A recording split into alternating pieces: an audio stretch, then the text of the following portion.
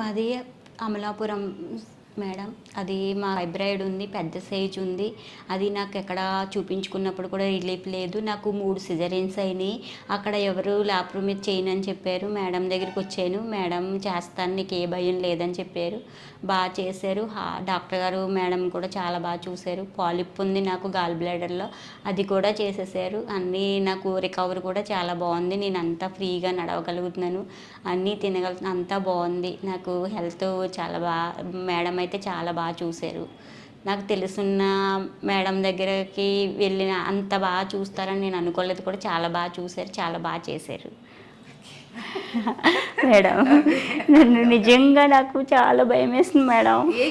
ఏడు చేశాను కూడా లోపలికి వచ్చినప్పుడు కూడా. చెమ్మటలు పట్టేసి లోపలికి వెళ్ళినప్పుడు కూడా నాకు చాలా భయం వేసింది. 3 సిజరీలు చేయించుకున్నాను అనేసి.